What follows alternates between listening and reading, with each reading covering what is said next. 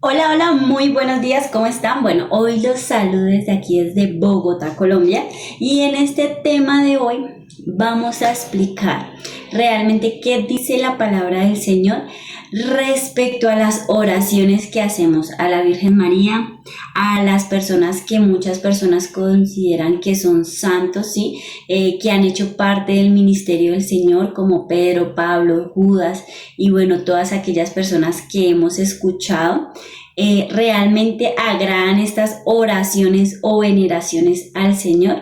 ¿Qué piensa el Señor y qué dice en su palabra? ¿Realmente le agrada al Señor cuando hacemos oraciones a los ángeles? Bueno, vamos a explicar un tema.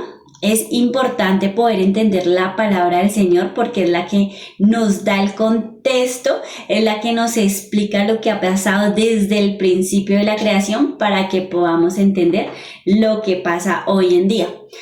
Imagínense que todo empezó cuando Dios creó los cielos y la tierra era un caos total, y por medio de su palabra el Señor le dio orden y lugar a todo lo creado. Cuando el Señor Dios creó el huerto del Edén, llamó a Adán, o sea, hizo a Adán por medio del polvo y a su compañera Eva. Entonces les voy a citar ciertos versículos que les voy a colocar aquí para que los puedan buscar. Hizo entonces del polvo de la tierra Dios el Señor formó al hombre e infundió en su nariz aliento de vida. Así el hombre se convirtió en un ser con vida. Después el Señor Dios dijo, no es bueno que el hombre esté solo, haré una ayuda ideal para él. Entonces el Señor Dios hizo que el hombre cayera en un profundo sueño. Mientras el hombre dormía, el Señor Dios tomó una de sus costillas y cerró la abertura. Entonces el Señor Dios hizo de la costilla a una mujer y la presentó al hombre. Y Dios creó al ser humano a su imagen, lo creó a imagen de Dios, hombre y mujer los creó y los bendijo con estas palabras. Sean fructíferos y multiplíquense, llenen la tierra y sométanla.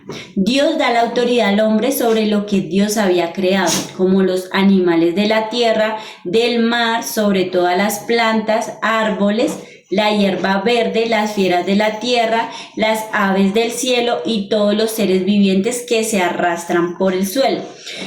Es muy importante. Cuando el Señor creó el huerto del Edén, el Señor por medio de su palabra crea todo lo que existe y todo lo que vemos hoy en día, pero el Señor le dio un mandamiento específico a Adán y Eva en el huerto del Edén. Dice, puedes comer de todos los árboles del jardín, pero del árbol del conocimiento del bien y del mal no deberás comer. El día que de él comas, ciertamente morirás. Hasta este momento, Adán y Eva desobedecieron el primer mandato que el Señor les dio. Miren lo que dice en Génesis 3, en el versículo 1 en adelante. La serpiente era la más astuta de todos los animales salvajes que el Señor Dios había hecho. Cierto día le preguntó a la mujer, ¿de veras Dios les dijo que no deben comer del fruto de ninguno de los árboles del huerto? Claro que podemos comer del fruto de los árboles del huerto, contestó la mujer. Es solo del fruto del árbol que está en medio del huerto del que no se nos permite comer, dijo Dios. No deben comerlo, ni siquiera tocarlo. Si lo hacen, morirán. No morirán, respondió la serpiente a la mujer. Dios sabe que en cuanto coman del fruto, se les abrirán los ojos y serán como Dios, con el conocimiento del bien y del mal. La mujer quedó convencida, vio que el árbol era hermoso y su fruto parecía delicioso, y quiso la sabiduría que le daría. Así que tomó del fruto y lo comió. Después le dio un poco a su esposo que estaba con ella, y él también comió. En ese momento se les abrieron los ojos y de pronto sintieron vergüenza por su desnudez. Entonces cosieron hojas de higuera para cubrirse. Es importante explicar esta parte de la palabra porque el Señor Dios les había dado un mandato. O sea, en ese huerto les dijo, coman de todos los árboles, pero de este árbol no deben comer. Como ustedes ya saben, Eva inicialmente se dejó engañar por la serpiente y ella comió de este fruto y se lo dio a su esposo. Eso hizo que el mandato que el Señor les dio, o sea, fuera desobedecido. O sea, realmente ese mandato que fue infringido, lo podríamos decir así. O sea, esa desobediencia de estas dos personas fue lo que permitió que el pecado y la muerte entraran a toda la humanidad. Esto lo podemos encontrar en Romanos en el capítulo 5, en el versículo 12 al 14. Cuando Adán pecó, el pecado entró en el mundo. El pecado de Adán introdujo la muerte, de modo que la muerte se extendió a todos porque todos pecaron.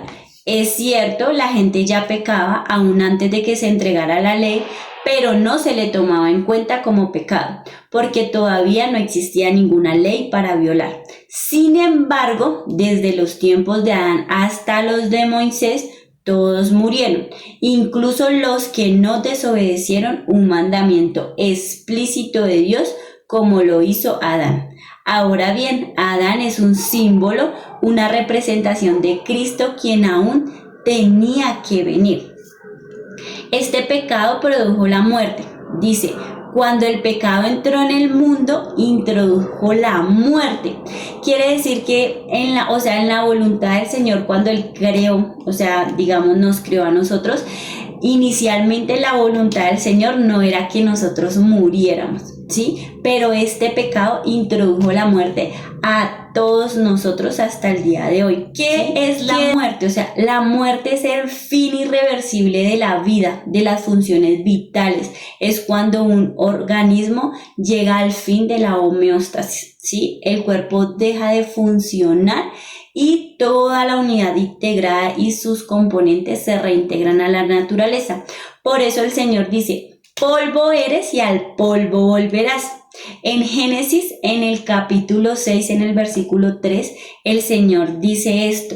Entonces el Señor dijo, no contenderá para siempre mi espíritu con el hombre, por cuanto él es carne y su vida será de 120 años. Hay dos cosas muy importantes que debemos explicar. O sea, nosotros como seres humanos estamos sujetos, quedamos sujetos a la ley de la muerte y a la ley del pecado. ¿Cuáles son esas obras de la carne? En Gálatas las podemos leer. En Gálatas en el capítulo 5, en el versículo 19 dice, y manifiestas son las obras de la carne, que son adulterio, fornicación, inmundicia, lascivia, idolatría, hechicería, enemistades, pleitos, celos, iras, contiendas, disensiones, herejías, envidias, homicidios, borracheras, orgías y cosas semejantes a esta, acerca de las cuales os amonesto, como ya os lo he dicho antes, que los que practican tales cosas no heredarán el reino de Dios. Suceden dos cosas en la vida de las personas. Están las personas que han decidido creer en el sacrificio de nuestro Señor Jesucristo y están las personas que no, que se niegan a creer. ¿Qué pasa con las personas que han creído en el sacrificio de Jesús? Colosenses 2:11 no lo explica.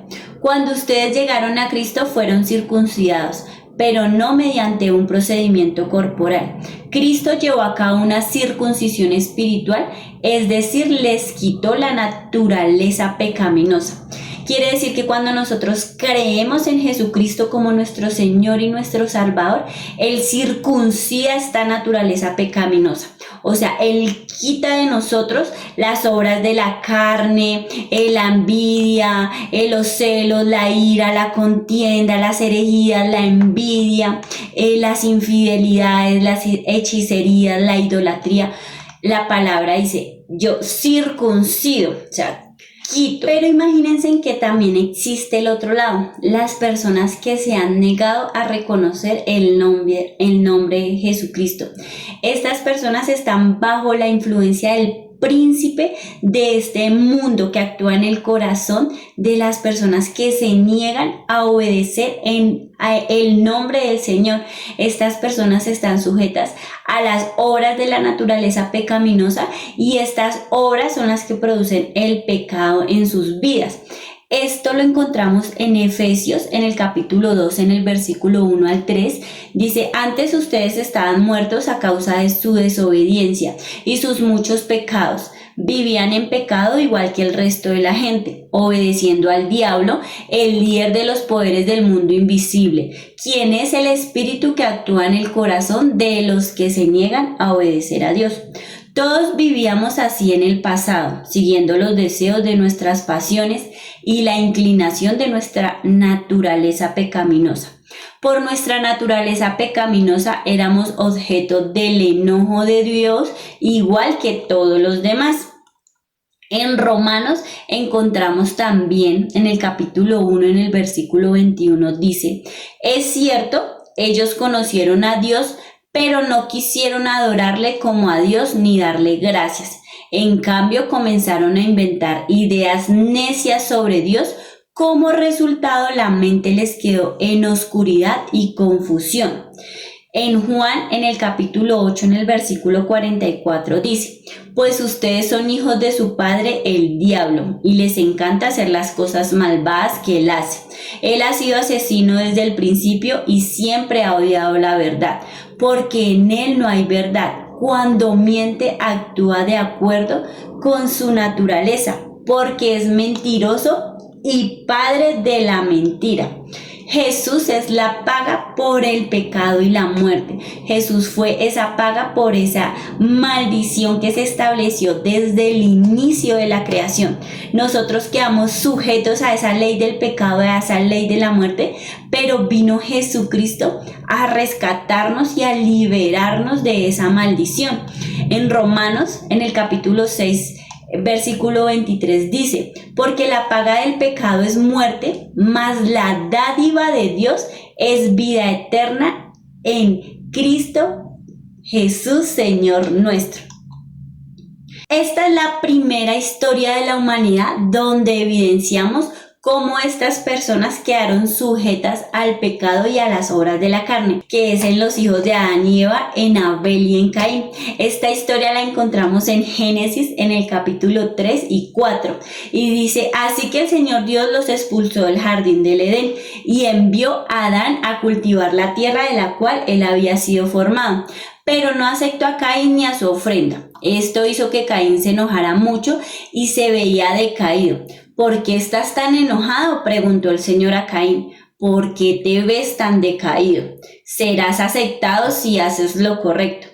Pero si te niegas a hacer lo correcto, entonces ten cuidado. El pecado está a la puerta, al acecho y ansioso por controlarte. Pero tú debes dominarlo y ser su amo. Cierto día Caín dijo a su hermano: salgamos al campo. Mientras estaban en el campo, Caín atacó a su hermano Abel y lo mató. Imagínense que hasta ese momento Caín todavía estaba bajo la presencia del Señor. O sea, ellos ya no vivían en el huerto, ya habían sido expulsados por el Señor Dios porque habían desobedecido este mandato y el Señor Dios los expulsó del huerto del Edén. Pero el Señor todavía hasta este momento hablaba con ellos, o sea, lo podemos evidenciar en Caín. O sea, como el Señor le expresó estas palabras: ¿por qué te ves decaído? Serás aceptado si haces lo que es correcto. Pero si te niegas a hacer lo correcto, entonces ten cuidado. El pecado está a la puerta. El Señor hasta este momento todavía le hablaba a Caín, pero Caín se negó a reconocer a Dios. O sea, se negó a escucharlo y a obedecer su palabra. O sea, el Señor le estaba diciendo: ¿por qué te ves tan decaído? Le estaba dando la palabra: oye, serás aceptado si haces lo correcto. Si te niegas a hacerlo, el pecado está a la puerta. Y él se negó, o sea, él se negó a reconocer la palabra de Dios, o sea, a escuchar al Señor, ¿sí? Y por eso fue que decidió matar a su hermano Abel porque el Señor no había aceptado su ofrenda, ¿sí? En estos momentos, cuando ya Caín peca, ¿sí? Que la sangre de Abel clama desde la tierra, Caín ya sale de la presencia del Señor. Dice, Caín salió de la presencia del Señor y habitó en la tierra de Nob, al oriente del Edén. El Señor vio la magnitud de la maldad humana en la tierra y todo lo que la gente pensaba o imaginaba era siempre y totalmente malo. Entonces el Señor lamentó haber creado al ser humano y haberlo puesto sobre la tierra. Se le partió el corazón. Entonces, esta palabra nos enseña que cuando nosotros nos negamos a reconocer y a obedecer la palabra de Dios, ¿sí? El nombre del Señor, en la palabra dice, le he dado toda autoridad a mi Hijo. Cuando nos negamos a reconocer el nombre de Jesucristo, nuestra mente queda en confusión, queda entenebrecida. Y realmente cuando nuestra mente está en confusión y entenebrecida, pues nos negamos a reconocer el nombre del Señor. Esto también nos explica que todos los seres humanos desde nuestro nacimiento estamos atados a la ley de la muerte, a la ley del pecado, y por eso quedamos en una condición interna de rebelión en contra de Dios, ¿sí?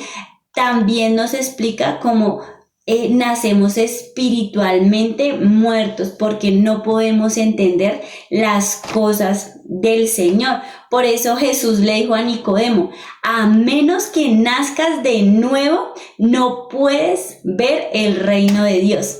¿Y qué es nacer de nuevo? Es cuando el Señor nos bautiza en agua para arrepentimiento de nuestros pecados y recibimos al Espíritu Santo.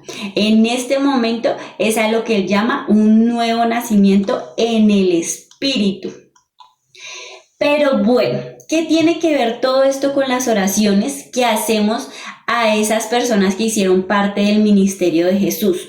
Como su madre, sus discípulos, sus hermanos y a todos los que hasta este día seguimos ofreciendo oraciones, veneraciones.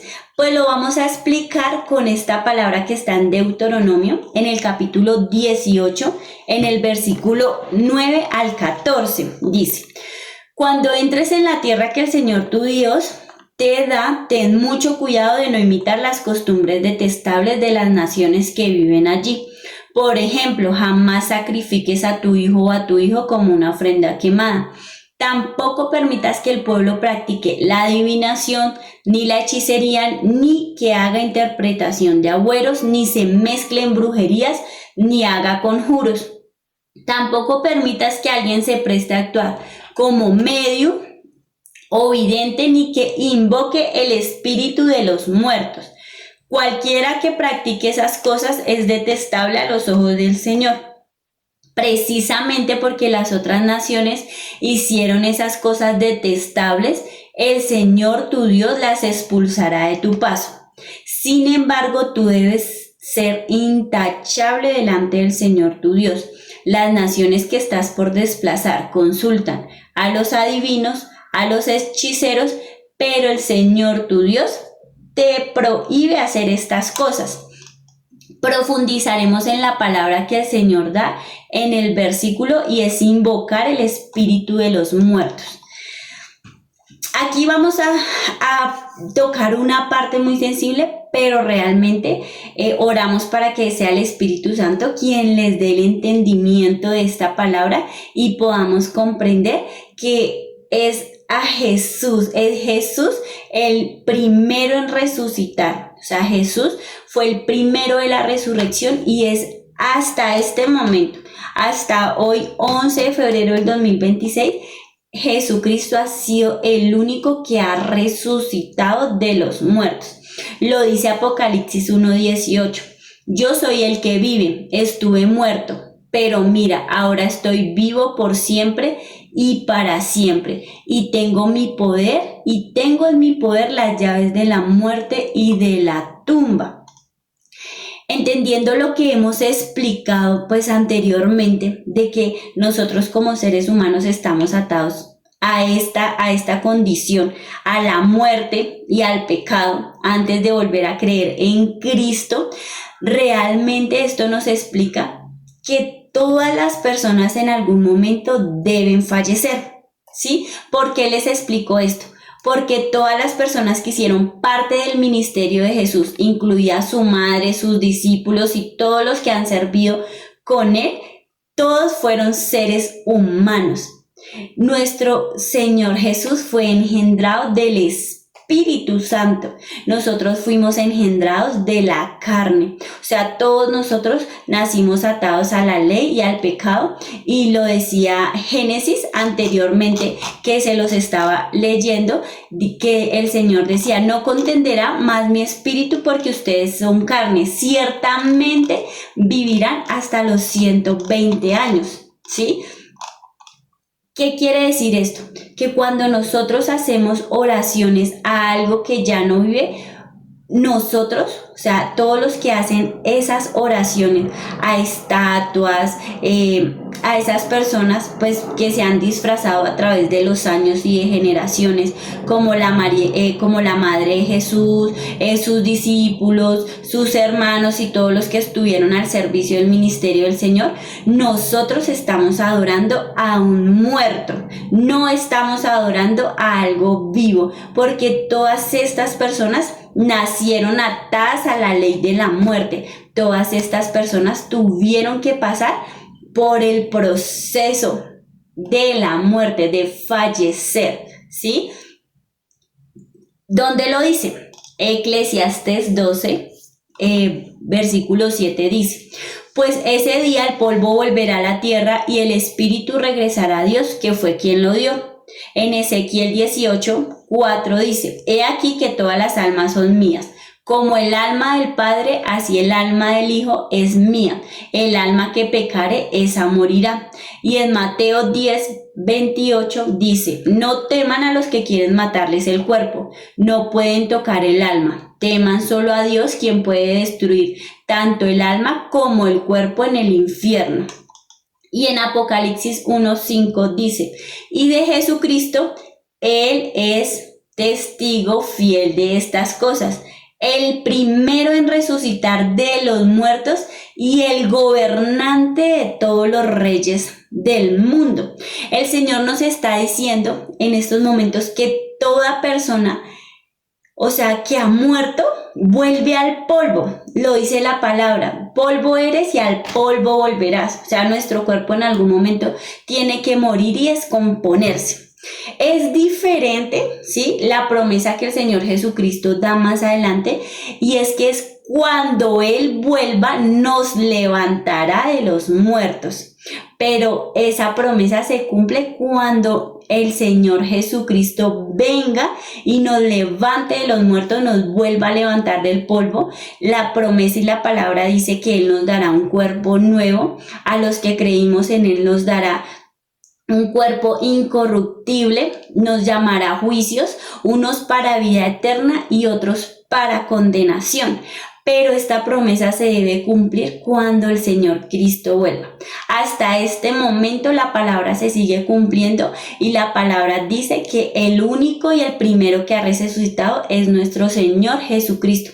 Por eso cuando nosotros lo adoramos a Él, cuando le ofrecemos nuestra alabanza, nuestras oraciones, nosotros lo estamos ofreciendo a un Dios vivo, a un Dios que nos escucha, a un Dios que nos ve, a un Dios que nos provee, a un Dios que nos consuela, a un Dios que sana, porque Él es el mismo ayer, mañana, hoy, siempre, a un Dios que nos libera con poder, o sea, a un Dios vivo. ¿Sí? Cuando nosotros ofrecemos oraciones a este tipo de cosas, realmente estamos ofreciendo la oración a un muerto, a algo que ya no existe, o sea, que no existe físicamente, y que su alma está bajo la voluntad del Señor, o sea, no pueden escuchar. Entonces, ¿a quién estás adorando cuando adoras a estas cosas que se han disfrazado como ángel de luz? Más adelante les explicaré. En Apocalipsis, en el capítulo 6:9 dice, lo explica mejor: Cuando el Cordero rompió el quinto sello, vi debajo del altar las almas de todos los que habían muerto, como mártires por causa de la palabra de Dios y por haber sido fieles en su testimonio. Ellos clamaban al Señor y decían: oh Señor soberano, santo y verdadero, ¿cuánto tiempo hasta que juzgues a la gente de este mundo y tomes venganza de nuestra sangre por lo que nos han hecho? Entonces a cada uno de ellos se les dio una túnica blanca y se les dijo que descansaran un poco más hasta que se completara el número de sus hermanos, los consiervos de Jesús, que se unirían a ellos después de morir como mártires. En esta palabra podemos ver que los fieles al Señor están descansando con Él. Las almas están con el Señor porque le pertenecen al Señor. No escuchan tus oraciones porque son creación de Dios. Y escrito está. En Romanos, en el capítulo 1, del 21 al 25, dice: pues habiendo conocido a Dios, no le glorificaron como a Dios, ni le dieron gracias, sino que se envanecieron en sus razonamientos y en su necio corazón. Fue entenebrecido, profesando ser sabios, se hicieron necios y cambiaron la gloria del Dios incorruptible en semejanza de imagen de hombre corruptible, de aves, de cuadrúpedos y de reptiles, por lo cual también Dios los entregó a la inmundicia en las concupiscencias de sus corazones, de modo que deshonraron entre sí sus propios cuerpos, ya que cambiaron la verdad de Dios por la mentira, honrando y dando culto a las criaturas antes que al Creador, el cual es bendito por los siglos. En Primera de Tesalonicenses, en el capítulo 4, en el versículo 13 al 18, dice: y ahora, amados hermanos, queremos que sepan lo que sucederá con los creyentes que han muerto, para que no se entristezcas como los que no tienen esperanza. Pues ya que creemos que Jesús murió y resucitó, también creemos que cuando Jesús vuelva, Dios traerá junto con él a los creyentes que hayan muerto. Les decimos lo siguiente de parte del Señor: nosotros, los que todavía estemos vivos, cuando el Señor regrese, no nos encontraremos con él antes de los que ya hayan muerto. Pues el Señor mismo descenderá del cielo con un grito de mando, con voz de arcángel y con el llamado de trompeta de Dios. Primero los creyentes que hayan muerto se levantarán de sus tumbas. Luego, junto con ellos, nosotros, los que aún sigamos vivos sobre la tierra, seremos arrebatados en las nubes para encontrarnos con el Señor en el aire. Entonces estaremos con el Señor para siempre. Así que anímense unos a otros con estas palabras. Imagínense que entonces acá es específico, ¿no? Dice: también creemos que cuando Jesús vuelva, o sea, hasta que Jesús vuelva, se cumplirá esta palabra con los que han muerto hasta el momento, ¿sí? Entonces, aquí volviendo al tema, ¿a quién estamos adorando cuando estamos ofreciendo las oraciones? ¿A una estatua, a un ídolo, a una estampillita, a cualquier cosa que no es nuestro Señor Jesucristo? ¿Sí? Esta palabra nos lo explica y está en Primera de Corintios del 10, en el versículo 19. Por lo tanto, mis queridos amigos, huyan de la adoración a los ídolos. Y muchas veces hemos escuchado esta palabra ídolos, ¿sí? Lo relacionamos con estatuas, pero realmente Primera de Corintios 10, versículo 19 dice: ¿qué son los ídolos? Dice: ¿qué es lo que trato de decir? ¿Que la comida ofrecida a ídolos tiene alguna importancia o que los ídolos son dioses verdaderos? No, de ninguna manera. Lo que digo es que esos sacrificios se ofrecen a los demonios, no a Dios. Y no quiero que ustedes tengan parte con los demonios. Acá tengo otra palabra, está en Deuteronomio en el 32, en el capítulo 32, versículo 15 al 17. Pero Israel pronto engordó y se volvió rebelde. El pueblo aumentó de peso, se puso gordo y relleno. Entonces abandonó a Dios quien lo había creado. Se burló de la roca de su salvación. Lo provocó a celos al rendir culto a dioses ajenos. Lo enfureció con sus actos detestables. Ofreció sacrificios a demonios, los cuales no son Dios, a dioses que no conocían, a dioses nuevos y recientes, a dioses que sus antepasados jamás temieron. Esta misma palabra nos está diciendo que esos ídolos son demonios. Entonces la misma palabra diría a demonios que no conocían, a demonios nuevos y recientes y a demonios que sus antepasados jamás temieron. Ay, Jessy, no, pero yo he orado. O sea, yo la verdad sí he orado, yo he puesto mi fe, yo sí le oro a la Virgencita, yo sí le oro al Santo y yo sí he visto los milagros, yo he visto cómo se ha sanado mi mamá, mi papá. Y les voy a decir lo que dice la palabra de Dios. Dice en Apocalipsis 16 al versículo 14. Estos son espíritus de demonios que hacen milagros y salen a reunir a todos los gobernantes del mundo para pelear contra el Señor en la batalla del gran día del juicio de Dios, el Todopoderoso. ¿Quién es Jesús? O sea, Jesús es el Hijo del Hombre, ¿sí? Cuando el Hijo del Hombre venga en su gloria y todos los santos ángeles con él se sentará en su trono de gloria. En Apocalipsis, en el versículo 20 al 10, del 20 al 10 dice: y el diablo que los engañaba fue lanzado en el lago de fuego y azufre, donde estaba la bestia y el falso profeta, y serán atormentados día y noche por los siglos de los siglos. Entonces el rey dirá a los de su derecha: venid, benditos de mi Padre, heredad el reino preparado para vosotros desde la fundación del mundo. No me crean a mí, realmente pongan todo en tela de juicio al Señor. Yo los invito a que sean ustedes los que oren y sea el Espíritu Santo dándoles convicción de pecado. Pero sí quiero decirles una parte y una porción de la palabra de lo que el Señor piensa respecto a la idolatría, respecto a la adoración que hacemos a esos ídolos que realmente son demonios disfrazados de ángel de luz. Deuteronomio en el capítulo 32. Él es la roca, sus obras son perfectas, todo lo que él hace es justo e imparcial. Él es Dios fiel, nunca actúa mal, que justo y recto es él. Es así como le pagas al Señor, pueblo necio y sin entendimiento. ¿No es él tu Padre quien te creó? ¿Acaso no te formó y te estableció? Y en Isaías, en el capítulo 45, versículo de 18 al 19 dice: pues el Señor es Dios, Él creó los cielos y la tierra y puso todas las cosas en su lugar. Él hizo el mundo para ser habitado, no para que fuera un lugar vacío y de caos. Yo soy el Señor, afirma, y no hay otro.